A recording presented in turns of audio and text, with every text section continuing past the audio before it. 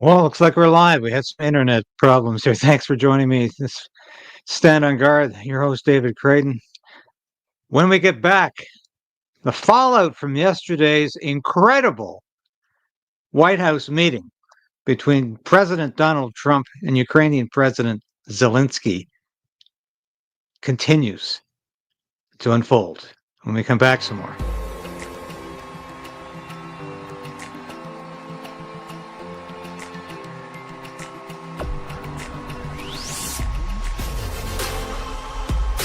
We need political change,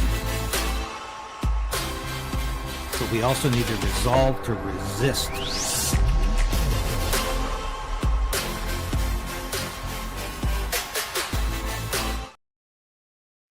Yes, please like this broadcast now if you can. We need to beat that YouTube algorithm and the suppression that comes. A couple of comments on yesterday's show. It was the second of the day. A lot of you didn't like it. Well, I shouldn't say a lot. Some of you didn't like it. Some of you unsubscribed. That's fair enough. We're not here to always tell you what you want to hear. I'm here to tell you the way I see the news after over 25 years experience doing that. Actually, it's about 30 years experience doing that. And I think I generally try to be fair and objective. And as much as I can, I don't want to be in any political party's pocket or any politician's pocket. And I will always tell you the facts as I seize them. Now, if some of you disagree with my position on Ukraine, that's fine. I'm sure there's a lot of other things you agree with. And a lot of you did like what I said about Ukraine yesterday, and I take heart in that. And a lot of people were upset that Canadian political leaders continue to pander to Ukraine. I'll get to that in a minute.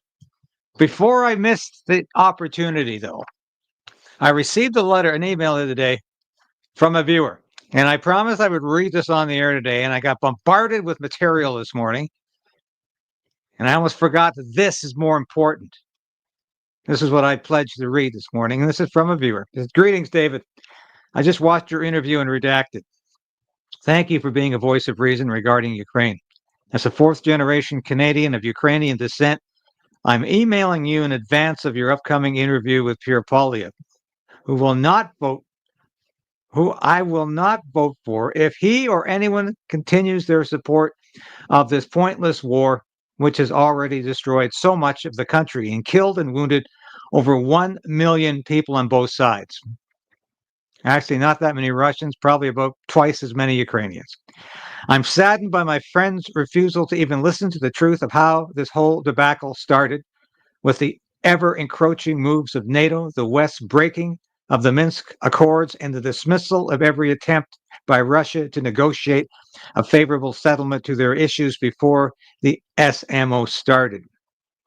It's the US, NATO, and Ukraine who are responsible for where we are today. The politicians and the media know the truth, but continue telling the world lies. Now Trudeau is there committing an additional $5 billion. Has everyone forgotten how Ukraine was shelling their own people in the eastern Oblast because they are Russian-speaking and refuse to acknowledge the results of a Western-backed coup, placing a puppet government in place of a legally elected one? Any further support is just money down the drain and more lives lost for a war that was already lost 1 year ago. Please tell Mr. Poiliev the facts and share with him my disgust with his horrible and criminal position. Keep up the great work, and I look forward to watching this upcoming interview. Sincerely, his first name is Wes. I'm not going to read his last name in case there's crazies out there who want to seek him out.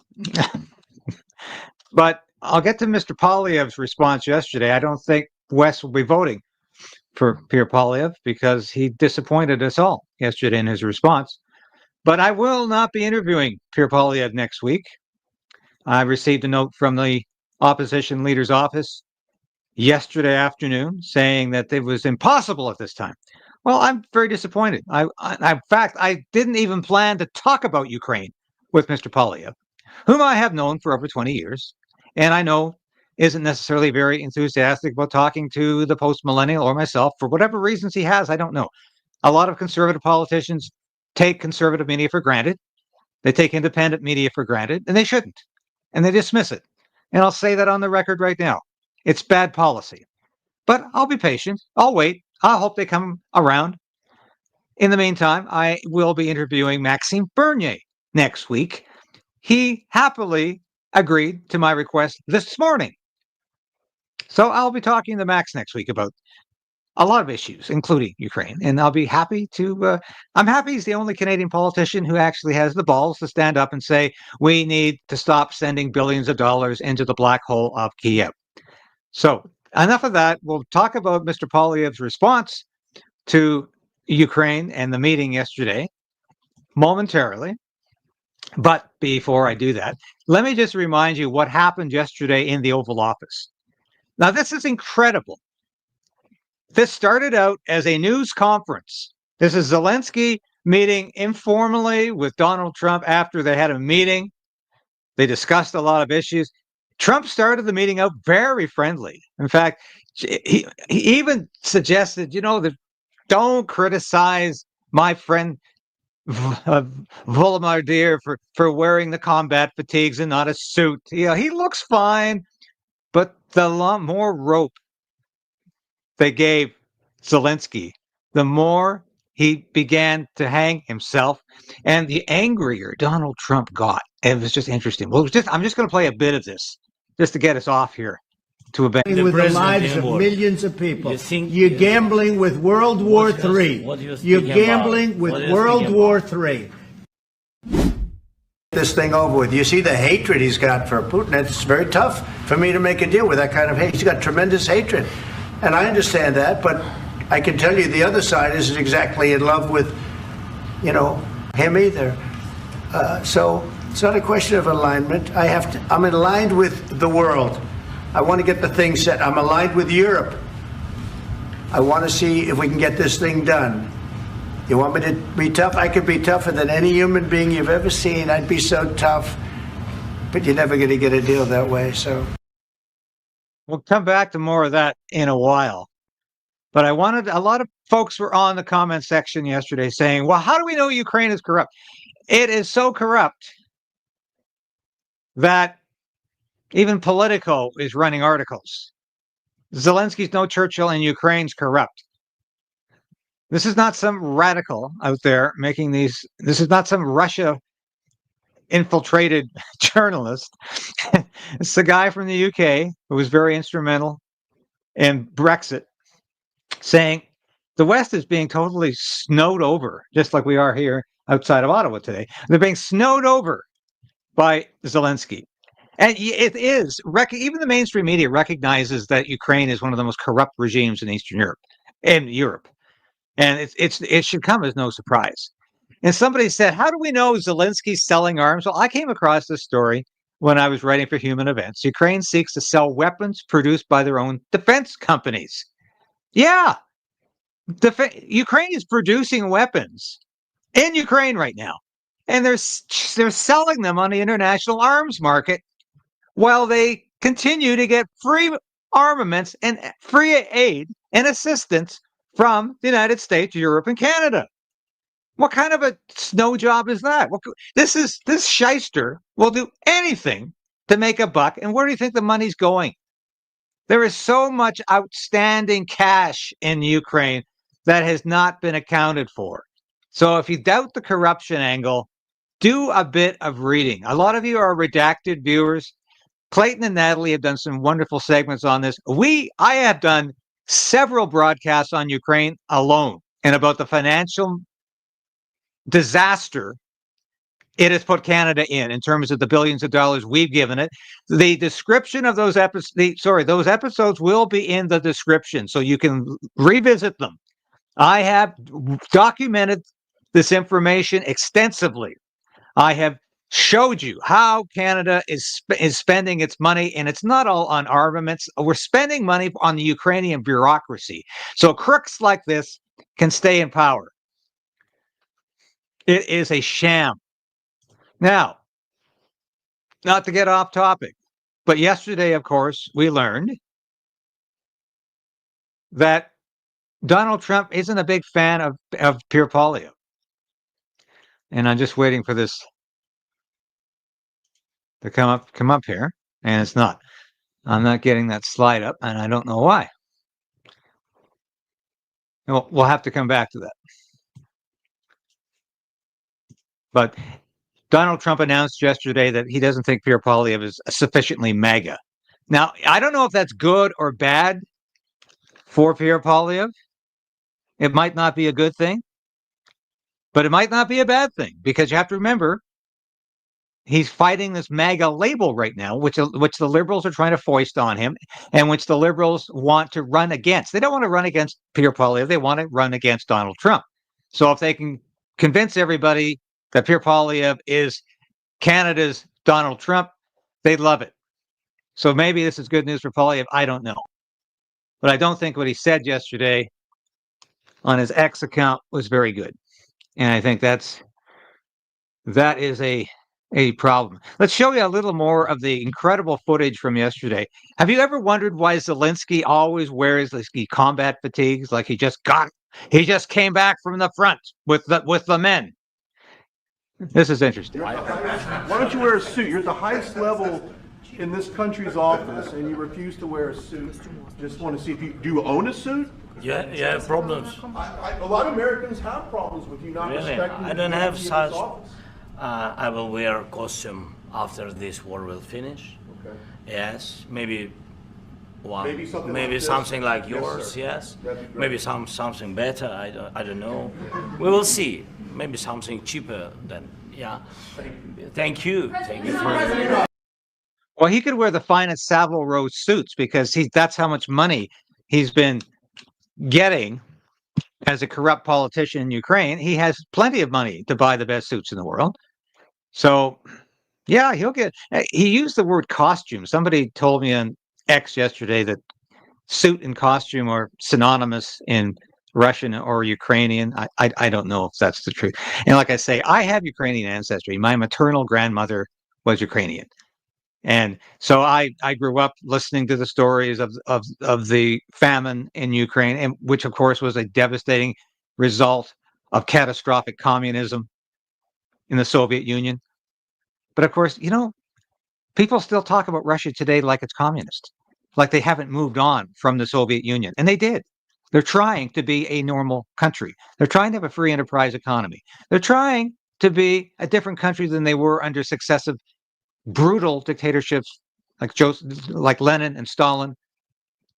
And Khrushchev, not quite so bad, but it was still a very brutal dictatorship. And they're trying to move on, but NATO won't let them. NATO won't let them. So what happens at the end of this incredible meeting?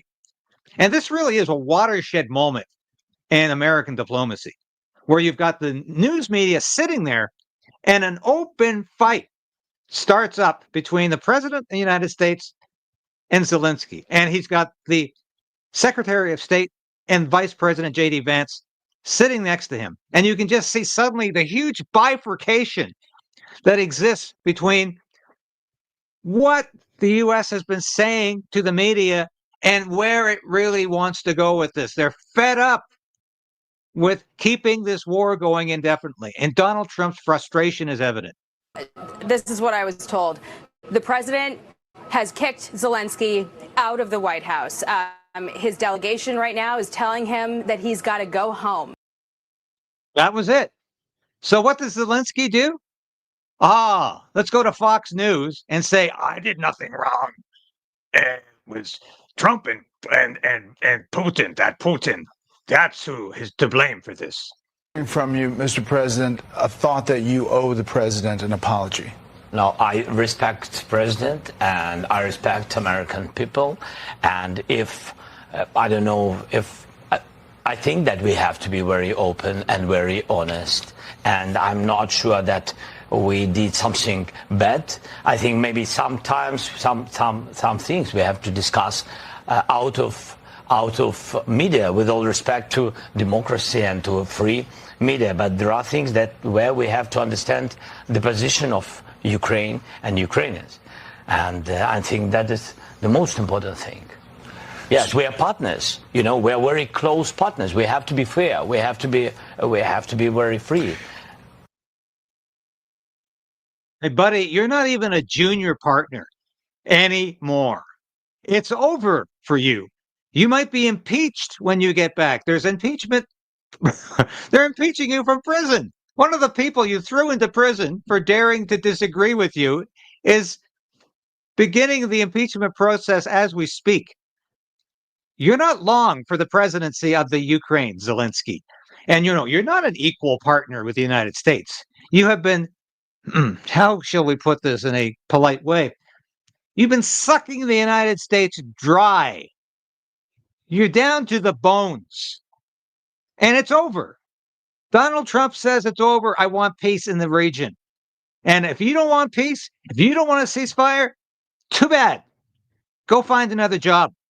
And he'll have to do that. I don't know who's going to give him asylum. A lot of people in the comments section here yesterday said Justin Trudeau will give him asylum. He loved. Yes, they do. Every time they meet each other, it's like, oh my buddy. They just love each other. And Trudeau, I'm standing with Ukraine forever. Well, Trudeau, go to Ukraine and stand with Ukraine on the battlefield. That's where you should be standing. And the same with columnists like Andrew Coyne. I'm standing with Ukraine. Go to Ukraine and stand with Ukraine. If you want to do that, go ahead. Stop spending my money and other taxpayers' money on a war that has been over for a long time. Ukraine can't win this except if we keep it going with the military-industrial complex, which so many people, so many ex-military people who lend their expertise to the cable news networks are in the pay of. But you know what killed me yesterday? You talk about politicians having absolutely no backbone, absolutely no principles at all. Lindsey Graham last week was saying, I don't care what Donald Trump says about Ukraine. The Senate of the United States is firmly behind Ukraine, and we're going to be with them till the end. We're going to keep sending them money. We're going to keep the war going. Lindsey Graham, Senator Lindsey Graham, Republican, Rhino from South Carolina, senior senator from South Carolina, folded yesterday. All right. So, what do I think? Complete, utter disaster. I've been to Ukraine 8 or 9 times since the war started. I understand the consequences of Putin's actions against Ukraine. I appreciate what the Ukrainian people have done. They fought like tigers. At the end of the day, I was hoping that this minerals deal, which would be transformative in the relationship, would go over well. I talked to Zelensky this morning. Don't take the bait. President Trump was in a very good mood last night. Somebody asked me, am I embarrassed about Trump? I have never been more proud of the president. I was very proud of J.D. Vance, standing up for our country. We want to be helpful. What I saw in the Oval Office was disrespectful, and I don't know if we can ever do business with Zelensky again. I think most Americans saw a guy that they would not want to go in business with. The way he handled the meeting, the way he confronted the president was just over the top. So I think the relationship between Ukraine and America is important, vitally important. But can Zelensky do a deal with the United States? After what I saw, I don't know. What would he need to do, sir? Three questions. Senator Graham. You sound like President Trump. What did he say to you? All right, that is Senator Lindsey Graham suddenly turning on Zelensky, in just absolutely incredible. But that's politics, folks. Listen, you have a principle 1 minute, and you jettison those principles the next. It's all about staying in power for so many of these people. I just found that absolutely astounding. So, what was the fallout from this incredible meeting? And like I say, here's the Washington press corps sitting in the Oval Office, watching this unfold, while these guys just say, "Look, I've got to be honest.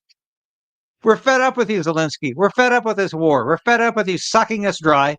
We got to move on. Even if you don't want a ceasefire, we do." So the European Union, of course, European Union thinks, hey, man, we are going to get through this. We are going to get through this because why do we need the United States? Well, I can tell you why you need the United States, because you idiots in Europe have been freeloading on the United States military for the last 50 years.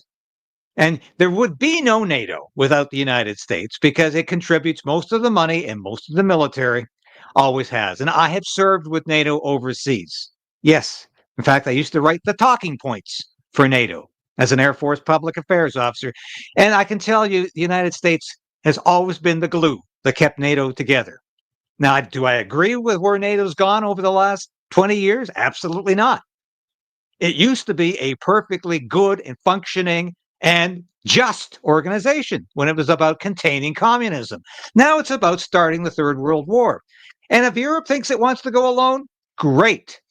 I say the Americans should get their bases and their personnel out of Europe, focus on Fortress America, focus on their borders, and stop spending their money on Europe's wars, especially ones that are completely unnecessary. So European leaders are rallying around Zelensky because, and I have to laugh at the columnists, including those in Canada, who say, "Well, this was an ambush," when in fact it looks more like Zelensky had this all planned, because as soon as he got kicked out of the meeting, all of these posts started showing up on X saying, "Good for you, Zelensky. Horrible. What a horrible reaction from the United States." And so, do I think this was planned by the U.S.? No, I think this was planned by Zelensky. He knew what he wanted out of this meeting, which was to create chaos and disaster, because he thinks Europe's going to come through for him. Europe can't fight a war against the Russians. Europe shouldn't even want to think about fighting a war against Russia. And Europe cannot continue to finance this war. It's going bankrupt. What was the liberal response in Canada to all this? Fascinating. Here's Justin Trudeau.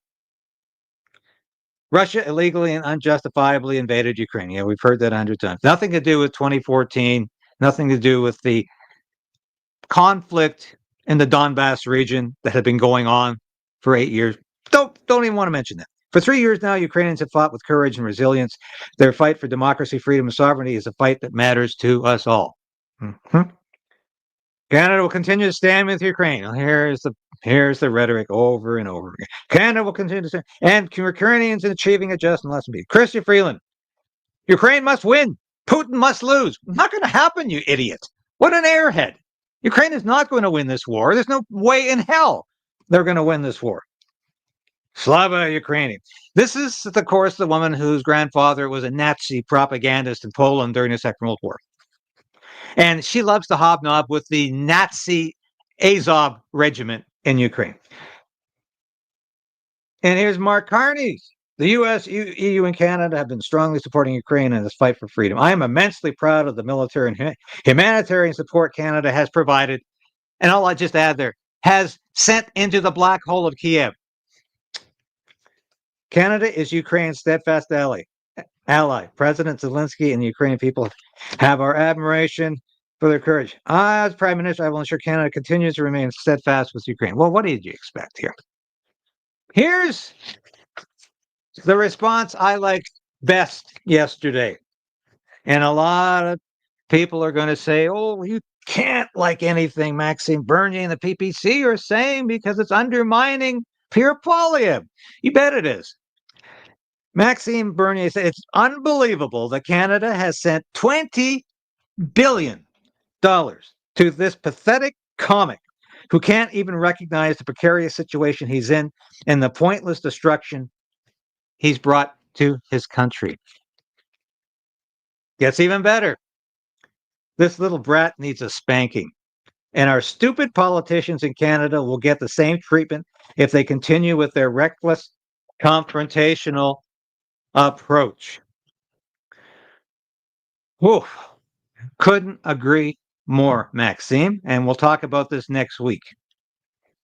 Here's Pierre Poilievre's response. As leader of Canada's common sense Conservatives, I don't see any common sense here, Pierre. I have always been clear. We stand with Ukraine in its defense against Vladimir Putin's illegal invasion. I also firmly believe that the future of Ukraine must be determined by the Ukrainian people. Conservatives will always stand on the side of freedom and democracy. Okay, Pierre. A lot of people disappointed, but Viva Fry asks, so then you'll demand Zelensky call elections? Yeah, David Fry, my friend, the Viva Fry show, who you've seen on my show and you've seen me on his. Excellent point. What is this about elections anyway? Why doesn't Ukraine want to have elections? Well, there's a war on, you say. Well, there was a war on in 1864 when the United States had elections. President Abraham Lincoln won a second term. And that was a civil war. Not something, that was a civil war in their own country. 1940, United States also had federal elections. And you say, well, they weren't in the war yet. That's true. 1944, the United States was knee deep in the war, 1944, and they had elections. So, yes, you can have elections when a war is on. But let's have a little closer look at what's going on with these elections. And this is why so many of us say Zelensky is a dictator. He imprisons his political opponents. He has press gangs that go around rounding up people for his army so they can be slaughtered on the battlefield. And he refuses to stand for re-election.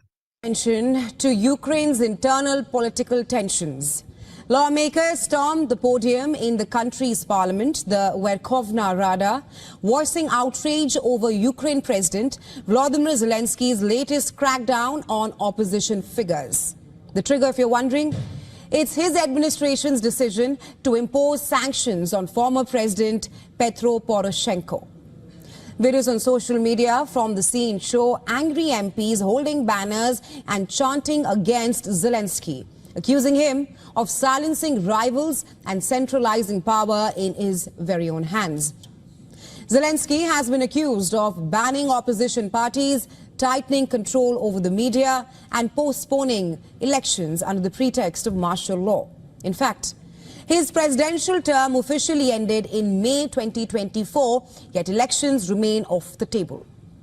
Even Washington has started to express unease right now. Just yesterday, U.S. President Donald Trump said Ukraine will have to hold elections at some point of time. Are you freezing out President Zelensky of this process a bit? Isn't there a danger of that? No, I don't think so, as long as he's there. But, at some point you're going to have elections, too. You're going to have an election. Trump also hinted that Zelensky's political future looks bleak. Zelensky's poll numbers are not particularly great. To put it mildly, Trump said, and I'm quoting here, remarked. In fact, Keith Kellogg, the U.S. Special Envoy for Ukraine and Russia, earlier this month also called for both presidential and parliamentary elections to be held in Ukraine by the end of 2025, further emphasizing that a democratic system cannot function without elections. If Zelensky seeks re-election, he may face a serious challenge. According to local reports, his decision to remove Ukraine's former top military commander, Valery Zalensky, has created a powerful political rival. A survey conducted by Ukraine's Social Monitoring Center just over 2 months ago shows that Zelensky commands major public support, with 27% of Ukrainians favoring him in a potential presidential race, while only 16% back Zelensky. So, will Zelensky hold elections in Ukraine in the near future? That remains a question at this point of time. Regardless, it is clear that the battle for Ukraine's future is far from over, not just from the outside, but also within. Of course, there's bogus polling suggesting he's got 52% public support. Zelensky having no way. He's nowhere near that. He's got 16% support. Ukrainians are sick of this war. They want a way out. Donald Trump is their best friend right now, because without Donald Trump, they've got nothing. This war is going to close very, very shortly, and it could close and the Ukrainians get nothing. there could be no more Ukraine. Donald Trump is intervening in this process so Ukraine can come out with something. It's not going to get anything near what it wants, but it could come out at least with a country at the end of this. And that's important. And look at this. Zelensky, he keeps ruling out elections, even though he holds himself up as the flower of democracy. And we keep hearing this BS from Trudeau and Poiliev and the rest that Ukraine is this model democracy. And it's all nonsense. It is a corrupt regime run by a dictator who jails his political opponents, has attacked the Christian churches, and is rounding up its own citizens and sending into the battlefield as cannon fodder. Now that's not democracy by anyone's definition. And you know what, folks? The reason we've heard all of these wonderful things about Ukraine and about its democracy and how it's just fighting hard for human rights, because USAID, USAID, this is the organization that the Department of Government Efficiency has ripped the lid off and said, we're spending billions of dollars on counterfeit propaganda. We're spending billions of dollars on useless, wasteful projects. That's who's paying for all this propaganda. The Biden administration was paying for the propaganda saying Ukraine needs our money. Keep sending the billions. You know, and I had to laugh yesterday too, because there was a so-called fact checker after J.D. Vance when he said Zelensky came to the United States last August to campaign for Biden and Kamala Harris. Yeah, he did. He visited an armaments factory in Scranton, Pennsylvania. Not a single Republican was invited. Democratic senator, Democratic congressman, Democratic mayor, Democratic governor. They were all there. Zelensky, there he is, celebrating the production of these missiles so Ukraine can lose another 100,000 men in the war. And that's what J.D. Vance was referring to. The Biden administration flew Zelensky over here in a United States Air Force transport aircraft. They flew him to Scranton, Pennsylvania, so he could do his little inspection of the plant and applaud all the efforts of the Biden administration. J.D. Vance was 100% correct. I wrote that story for the Post Millennial. That information will be in the description, as well as the story I wrote for Human Events about how Ukraine is actually selling its weapons on the world market, weapons it produces. So why are we giving them more weapons? Why is Canada, I mean, think about this. Why has Canada given almost its last Leopard tank to Ukraine so it can be destroyed on the battlefield? Why is it giving 30 more light armored vehicles to Ukraine so they can be destroyed on the battlefield or given to criminal cartels by a criminal Zelensky regime? Why are we doing this? When the war is over, let's get behind Donald Trump, who actually has a plan to stop the war. And the war is not going to stop unless Russia agrees. Russia is in a perfectly good position. And all of these idiots you hear on Fox News or CNN or MSNBC, these military analysts who say Russia's in a very difficult position. It's in their interest to stop the war right now because their military is in chaos. All garbage. It's all nonsense because that's what they've been saying for 3 years now. Oh yeah, and Ukraine was winning the war, just on the verge of winning the war, and all it took was another $1 billion in aid. Well, I think we're beyond that now, folks. And I think yesterday showed that, proved that, and Donald Trump has had enough.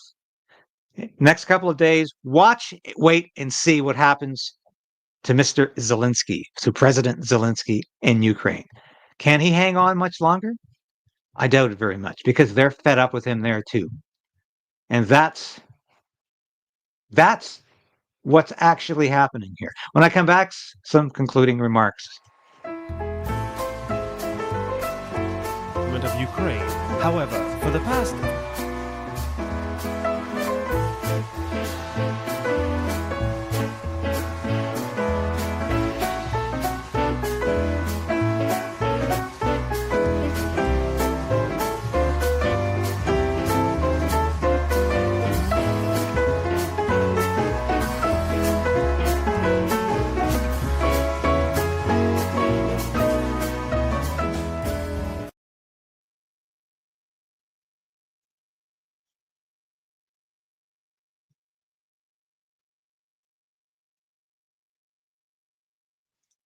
Final clip of the day. This is the opposition in Ukraine and the potential for impeachment. Zelensky, and I am a member of the Parliament of Ukraine. However, for the past 15 months, I have been unlawfully imprisoned on fabricated charges. My alleged crime was exposing corruption involving the Biden family. I was the first one who exposed this information in 2019, and I was labeled Russian agent for that. Today, hundreds of people in Ukraine are incarcerated not for any legitimate offense, but solely for their political beliefs. Their only guilt lies in speaking the truth, opposing Zelensky's administration, and calling for an end to the war. These individuals are subjected to arbitrary arrests, torture, and politically motivated charges of treason, with judicial proceedings predetermined to serve political interests. Under Zelensky's leadership, Ukraine has dismantled independent courts, weaponized law enforcement institutions, and eliminated fundamental democratic processes. There are no free elections, no independent media, and no right to a fair legal defense. Instead, a climate of fear and repression prevails. Furthermore, during Zelensky's tenure, secret detention facilities operated by the Security Service of Ukraine, SBU, have emerged. These sites have been used for the illegal detention, coercion, and torture of individuals to extract forced confessions. The United Nations has documented the existence of at least one such illegal prison in Kiev, right in the headquarters of SBU, where since March 2022, approximately 300 individuals, including US citizens, have been held. Among them was American journalist Gonzalo Lira,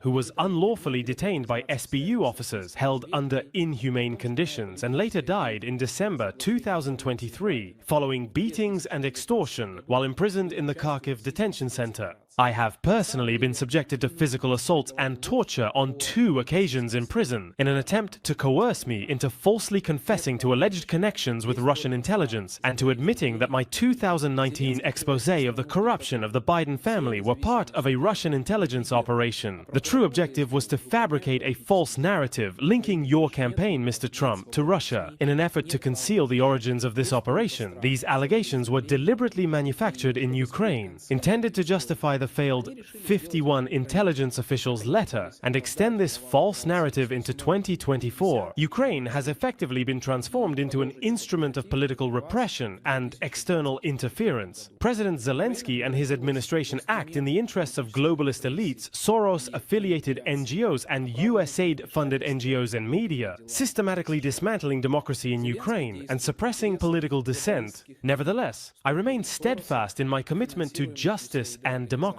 Despite my imprisonment, I have filed a lawsuit with the Supreme Court of Ukraine, demanding the restoration of constitutional order through the scheduling of presidential elections. As a Ukrainian citizen, I have also officially declared my candidacy for the presidency. I am prepared to run as a candidate from the Party of Peace and fully support your vision for ending the war. Ukraine urgently requires a pathway to peace. Mr. Trump, I appeal to you as a leader who has consistently defended the principles of democracy and justice. I am providing a list of political prisoners, though this is only a fraction of those who have been unlawfully detained. I respectfully urge you to take all necessary measures to secure the release of these individuals, as well as all other victims of political persecution. Their plight represents a critical test of the principles of freedom and human rights. They should be free. That's not some Russian agent. That's a politically elected, democratically elected representative who was thrown in jail at Zelensky's order, on Zelensky's orders. That's what Ukraine is. It's not a democracy. It's not anything but a tyranny. Thanks for watching today.